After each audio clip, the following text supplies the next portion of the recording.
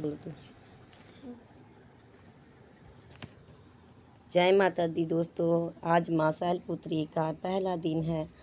तो आज अपने घरों में सभी श्रद्धा भक्ति से माँ का स्वागत कीजिए। इसलिए माँ शैलपुत्री माँ की एक कथा सुनाने जा रही हूँ, सो प्लीज़ आप ध्यान से सुनिए। जन सागर नई वीडियोस देखने के लिए बेल आइकन पर क्लिक करें। श्री नव दुर्गा कथा। आइए शैलपुत्री माता की कथा प्रारंभ करते हैं। नव दुर्गाओं में प्रथम शैलपुत्री दुर्गा का महत्व और शक्तियां अनंत हैं। नवरात्र पूजन में प्रथम दिन इन्हीं की पूजा और उपासना की जाती है। आइए श्री शैलपुत्री माता की कथा प्रारंभ करते हैं। वंदे वांछित लाभाय चंद्रार्ध कृत शेखराम वृषारूढ़ां शूलधरां शैलपुत्री यशस्विनी।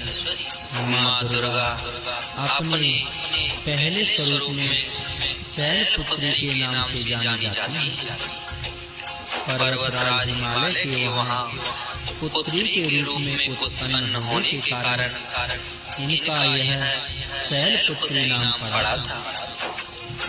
वृषभ स्थिता इन माता जी के दाहिने हाथ में त्रिशूल और बाएं हाथ में कमल पुष्प सुशोभित है। यही नव दुर्गाओं में प्रथम दुर्गा है।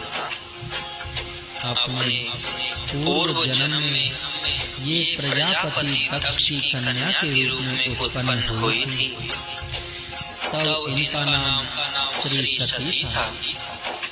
इनका विवाह भगवान शंकर जी से हुआ था। एक बार प्रजापति दक्ष ने एक बहुत बड़ा यज्ञ किया। इसमें उन्होंने सारे देवताओं को अपना अपना यज्ञ भाग प्राप्त करने के लिए निमंत्रित किया,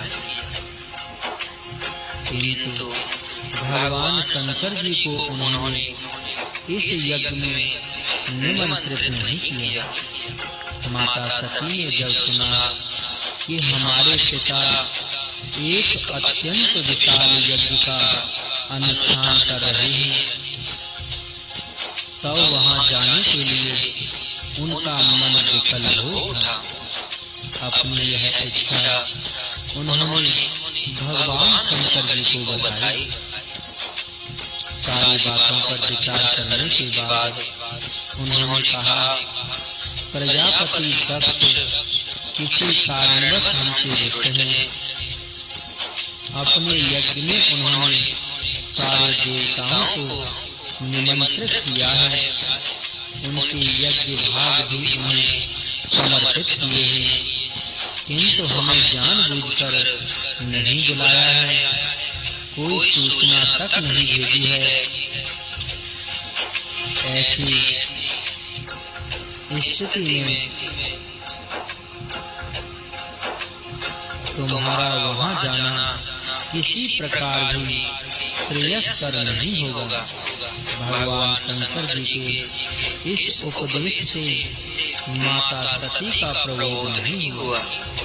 पिता का यज्ञ देखने वहां जाकर माता और बहनों से मिलने की उनकी व्यग्रता किसी प्रकार भी कम न हो सकी। उनका प्रबल आग्रह देखकर भगवान शंकर जी ने उन्हें वहां जाने की अनुमति दे दी।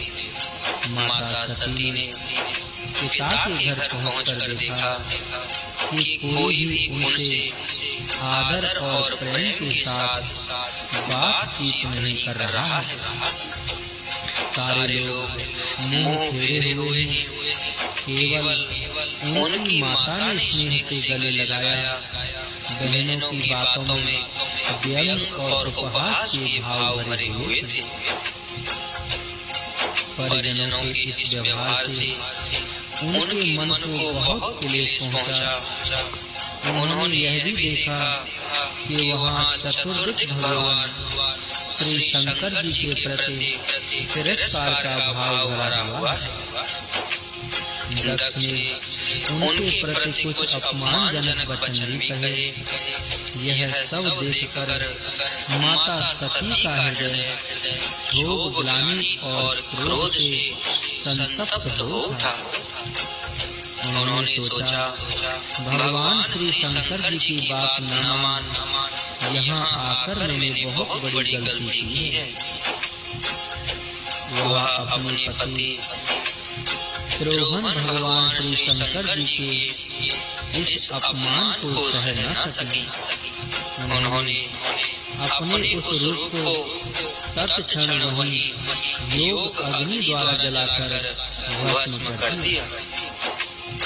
वज्रपात के समान इस दारुण दुखद घटना को सुनकर भगवान शंकर जी ने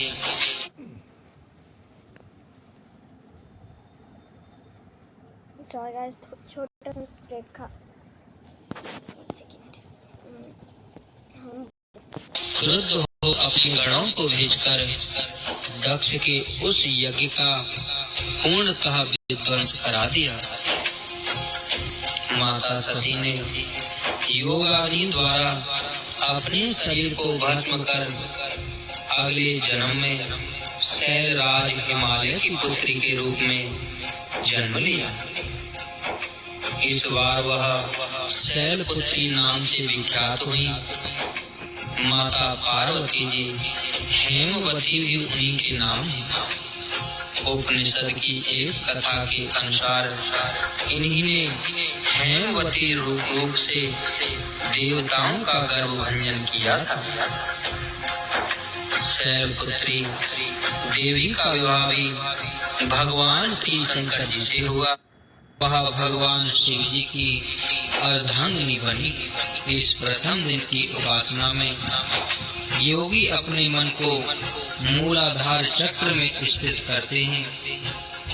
यहीं से उनकी योग साधना का प्रारंभ होता है। प्रेम से बोली जय मां शैलपुत्री। प्रेम से बोली शैलपुत्री माता की जय।